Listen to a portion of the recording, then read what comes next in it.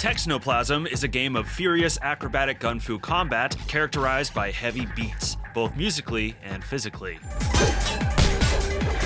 Coming to us from solo developer / composer Mothership Loudspeakerz, Texnoplazm is best described as an FPS beat-em-up, a stylish mixture of hard-hitting melee combat and gunplay, or gun-fu, with an aesthetic inspired by late 90s gaming and films. However, while this game wears many familiar influences on its sleeve, the combination of it all makes it unlike anything I've played. Texnoplazm was just released into early access, and Mothership Loudspeakerz was kind enough to send me the build to get my thoughts.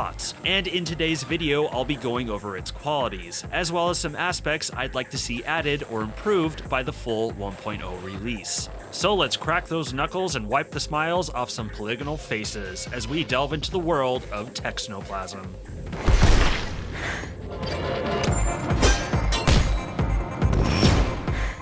First and foremost, let's touch on the early access deets. Texnoplazm was dropped into early access on August 4th at a price of $11.99, which will increase with the 1.0 release. Featured in this build is the first episode of the game, comprised of 4 chapters, the first of which being a prologue, and with 3 missions each, exception being the last chapter, which only has 2, with the first batch of weapons and enemy types available. Yes, it is rather short, however, as you'll see later on, it has some good replay value. According to the developer, the early access period will last anywhere from 16 to 24 months, which will be a letdown for some, but I appreciate the honest assessment. These days, I'm having trouble trusting any early access game that claims it will hit 1.0 in 6 months. I did press the dev on if there was more of a concrete roadmap, and they essentially told me they won't really know until they see the initial feedback and gauge how much will need to be fixed or overhauled. Remember, this is a solo effort. Although by their estimation, the second episode could drop within the first 6 months of next year if everything goes smoothly. I should mention though, the game does have a demo which has been receiving updates. Great for those that want to try this out without taking the early access plunge.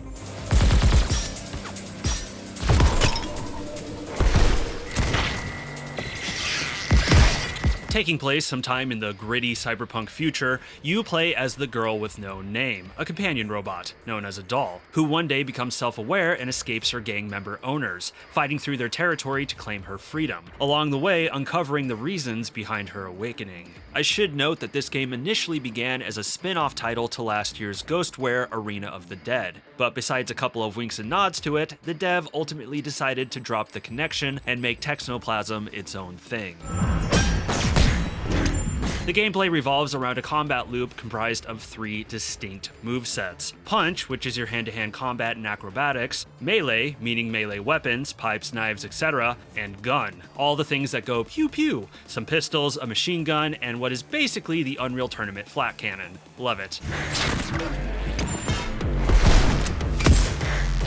To be successful at this game, the player will have to switch between and use these movesets together, punishing the mobs of baddies with as much style as they can muster. The game definitely takes some cues from the likes of Ultra Kill, in that your combat is scored in-game, challenging you to get a top number for a top grade on that end mission score screen. And like Ultra Kill, the mission structure is very linear, having you go from room to room and only able to progress once all enemies are bested, with fixed checkpoints along the way and the occasional merchant terminal to buy or fix up your weapons, all meant to keep focus on the combat loop.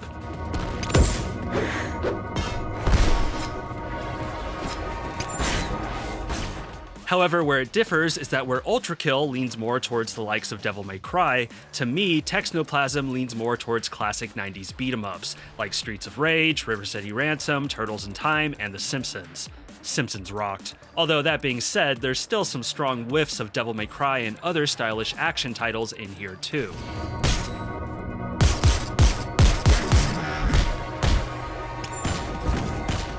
So far, I would say the combat loop is exceptional, beautifully mixing breakneck first-person shooting with stylish action, typically found in third-person action titles.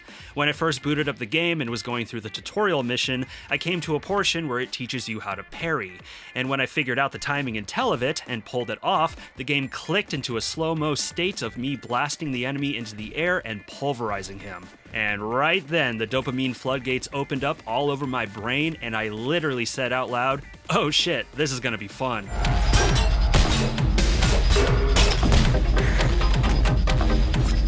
The mechanics are so satisfying and full of slick moments like this, typically with slow-mo to highlight, like doing a power strike against an enemy, disarming them in the process, and snatching their weapon mid-air. Huh, is that allowed? But what makes the combat work so well is not that it just looks good and feels good, it's more so the balance and limitations put on these movesets. Punch is the most versatile of the movesets, but can only parry and block against enemies who are also in punch mode, weak against melee and gun enemies. Melee is the middle ground, powerful against groups and able to parry punch and melee enemies. But melee weapons will break from too many hits from striking or blocking, and cannot block against guns. But they can parry the bullets if you have the timing. And you can also chuck out the melee weapons and guns to briefly stun enemies. Gun is the most powerful, obviously, but also the most limited. Each gun has around 3 to 4 shots, exception being the machine gun with 10. And are useless when the ammo runs dry. You can't collect more ammo, you just have to find another gun. And other than the alternate fires, it has no special abilities. But it can block against everything, punch, melee, and other guns. It's with these limitations that players are pushed to be constantly alternating between these movesets, and figure out their own combos for them. And they'll be happy to do so since each is fun and logically designed. Everything has a reason to be here, everything has a reason to be used. And while the influence of Ultrakill and other titles are felt here, for me the combination of them made it unlike anything I've played in a first-person shooter. The feelings this game gave me are typically reserved for third-person action titles, and it was refreshing. The game is rather tough, and there is a learning curve, especially if you're someone, like me, who is used to playing a lot of run-and-gun shooters. For Texnoplazm, I had to develop the sort of muscle memory often reserved for, once again, third-person action titles, specifically in regards to the parry system. And at first, it did short-circuit my brain and led to a lot of deaths. Truly, this is one of those games you gotta get good at, but the process of it was fun and rewarding, and when it all clicked, I felt like Neo at the end of the Matrix in the hallway.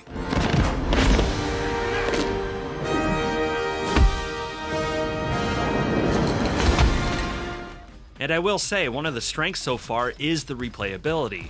There is, of course, the challenge of getting the highest grade on each level, an S, but also each chapter is full of secret collectibles, and when all of them are found, you can unlock an upgrade, either buffing one of your movesets or giving you a new move altogether, and these are definitely worth getting. And going back for this stuff hardly felt like a chore because the game is so fun. Not to mention each level has a side challenge, like beating the whole thing using one moveset. Real quick on the upgrade thing, upgrades only happen at upgrade terminals found in levels, specifically in one level each chapter, and typically towards the end of them. And I'm wondering if it might be better to just have the upgrade menu on the world map and accessible at any time, as having to go through a whole level to get to the terminal, especially after finding all the secrets, is kind of a pain. A major thing missing at the moment that I want to see for the 1.0 release, preferably before it, is controller support. Now for first-person shooters, 9 times out of 10 I'm going to prefer mouse and keyboard. Texnoplazm is one of the few exceptions where I feel a controller might have been more comfortable, especially with its third-person action sensibilities. There were times when pulling off combos and other advanced moves got my fingers all twisted up on the keyboard. Don't get me wrong, the game is still plenty fun and fine to play on mouse and keyboard, but if I feel this way about having a controller, it's likely others will too.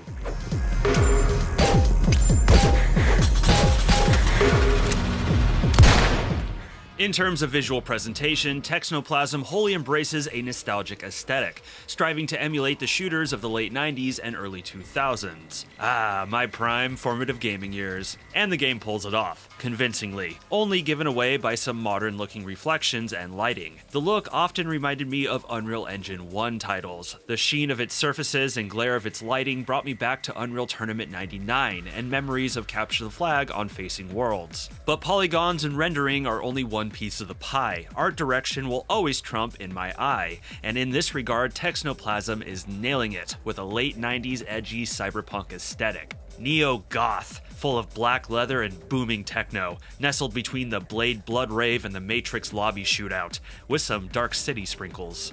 I'm a sucker for that sort of aesthetic and atmosphere, and the environments do a fantastic job of creating it. There is some polish here and there that can be done. Anyone who secret hunts in this game is bound to find some unfinished pockets, little early access reminders. But I find these maps to be thorough and thoughtful with their detail, making them feel like distinct places, but also using the detail in a way that makes them not only aesthetically pleasing, but readable. I will say some of the textures are looking a little too low res, awfully blurred and smeared for my taste, and I do think the characters' hands need some work, looking a little breadsticky to me. But the overall composition of the game does make up for it. These graphics are very much the sum of their parts. Music as well was a highlight for me. Hard, booming techno, and appropriate energy to drive the gun foo. And look, one of my happy places, next to sitting at this desk and recording gaming content for you fine people, is standing in the middle of a dark, crowded warehouse rave right where the bass hits best. And this game very much vibes that way. My only complaint is that the default mix is way too low. For those that enjoy the beats like I do, I recommend cranking it to 100.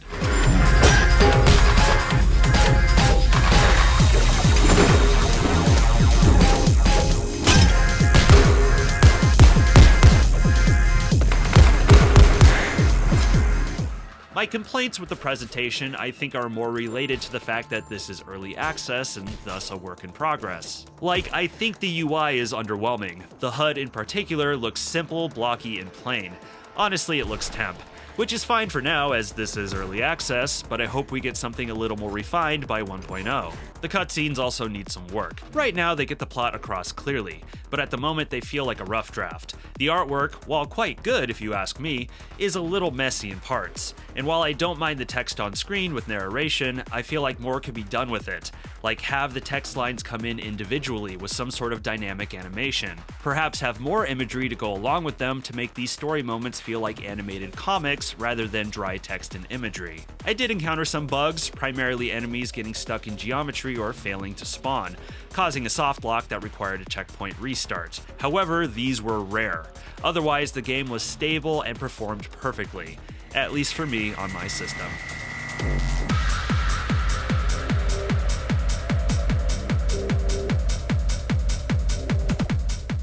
Texnoplazm was a breath of fresh air for me, a stylish, challenging, and engaging time, rocking an aesthetic that brought me back to my younger years, but with gameplay that felt fresh and inspired. This is an excellent kickoff for early access because if you ask me, the game is there, the foundation is strong. From here it's just a matter of getting the rest of the content in and polishing up the presentation. Now, when it comes to early access, I always encourage people to use their best judgment with it, and that the safest choice is always to wait. And this game is in for a fairly lengthy early access period. But for someone that really wants to check this out now or support the developer, I have little issue recommending it. And for those that would prefer to wait, it doesn't hurt to wishlist. And to remind, there is a demo available that has been receiving regular updates. I highly encourage you to try it. In all though, this was a great time, and I'm really looking forward to seeing what comes next. But that's it for me. What are your thoughts on Texnoplazm? Be sure to let me know down in the comments. If you enjoyed the video, please be sure to like, subscribe, share, and smack that bell. If you want to come say hi, my Discord is linked below along with my affiliate links. I'm Kirk, and thank you for watching this video. Stay safe out there.